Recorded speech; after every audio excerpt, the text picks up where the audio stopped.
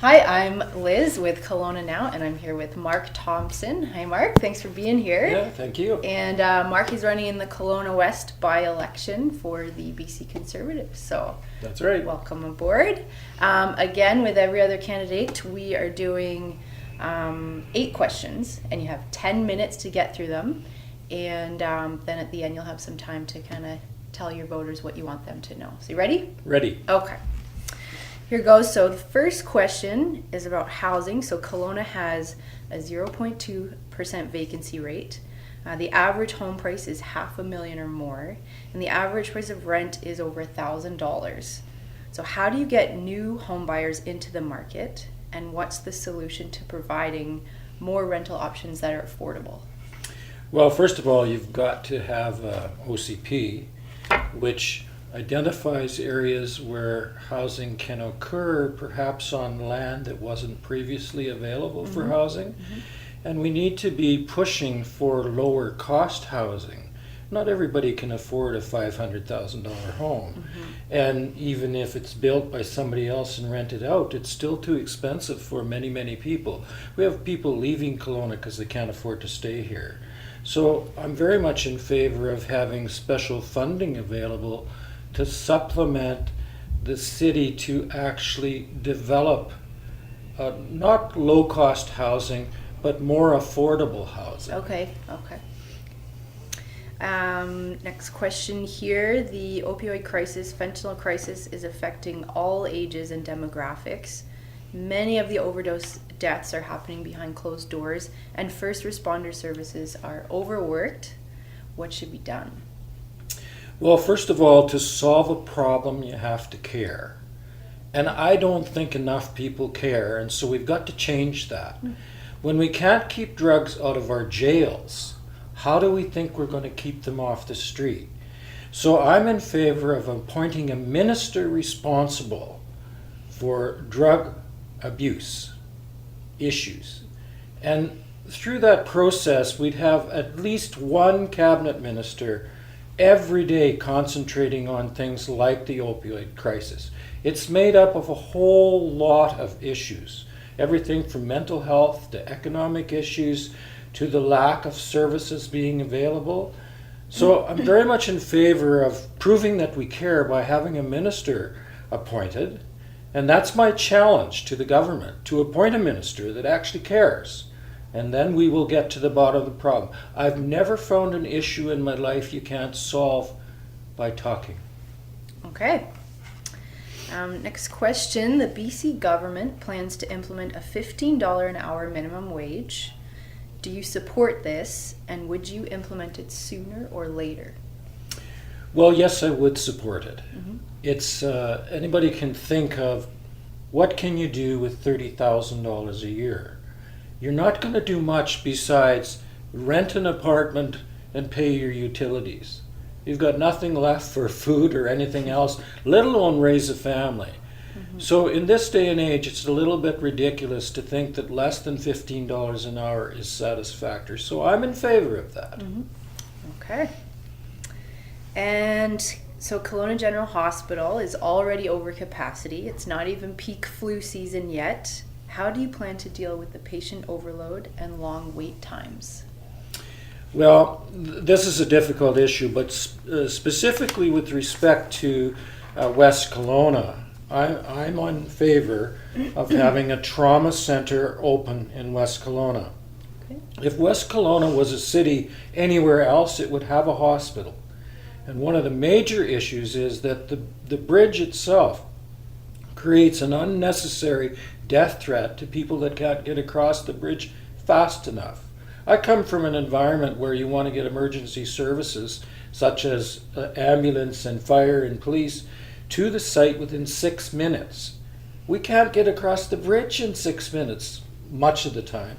So I'm in favor of a secondary facility in West Kelowna, and I think there are ways of having emergency clinics deal with a lot of the issues that currently are dealt with by the hospital. Okay. That kind of segues into transportation. So urban sprawl is impacting transit across Kelowna.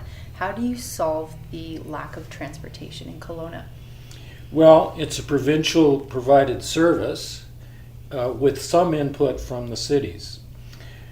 I'm on record in the past of believing in a transit system which is 15, 15, 15.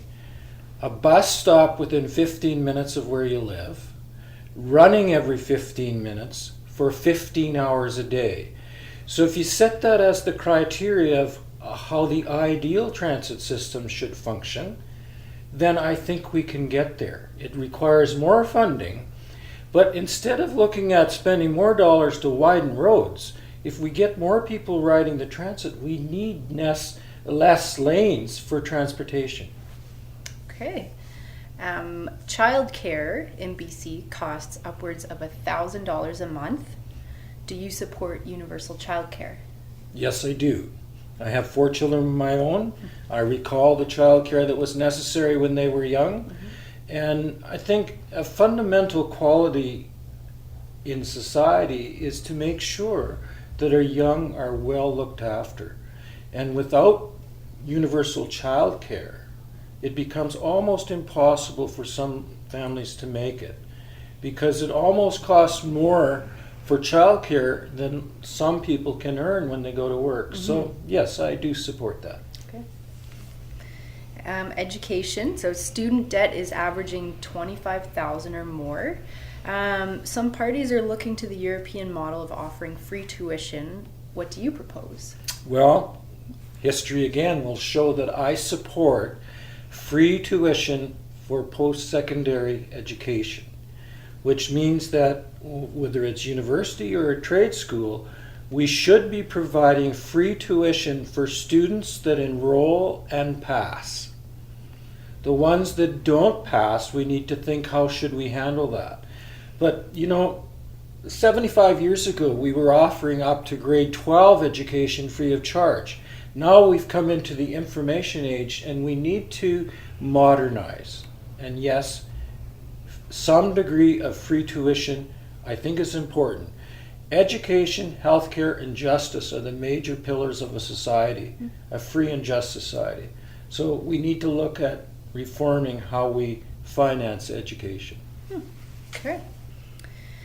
So ICBC and BC Hydro are 2 businesses run by the government. Do you think the BC government should be involved in business? And if so, to what capacity? As a general rule of thumb, I don't think government should be in business. I think their role is to govern, create regulations and legislation. So with respect to ICBC, with the highest insurance rates in Canada, it's obvious that something is wrong.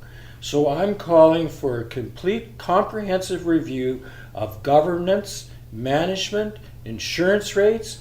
We need to take a look at how can we adjust, and finally, not a single dollar should transfer from ICBC to general revenue.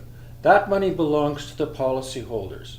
BC Hydro, same thing. We need to make sure we're competitive and fair. We need to look at other provinces and what the rates are, and who's making money out of the system, and how do we find a way to become more efficient. All right. Well, you have made it to oh wow! So you have about a minute left. So in that case, tell your voters what you want them to know, and maybe just give a bit of background about yourself.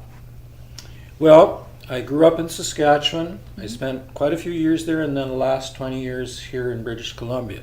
But while in Saskatchewan, I was a city councillor in the city of Saskatoon. I ran the property assessment system in Saskatchewan for just about 10 years, and then I moved to beautiful British Columbia. I think that this area of British Columbia is a diamond in the rough. There is so much more that we can do. And just a simple example, if we think, healthcare is funded on a population model basis. But we have more seniors in our area than any other place in Canada on a percentage basis. People in their last years of life consume the majority of healthcare dollars. So shouldn't this area be funded greater given our age distribution than another place which is young and requires few healthcare dollars? So I'm calling for a revamp to how we fund healthcare. I think that in a general sense, I'm very much against the policy of the carbon tax, which is another discriminatory tax against people in interior BC. Okay. We use more fuel. And Yeah. finally, I'm thinking that we need to take a look at how can we compete better? How can we make this a place for business to locate? I'd be in favor of Microsoft locating here in beautiful British Columbia in the interior, because Okay. people would like to work here. Thank you very much. That's the time, and yeah, I appreciate you coming in. And so people have a chance to vote February 14th in the Kelowna-West By-Election for Kelowna Now. I'm Liz, and I've been talking with Mark.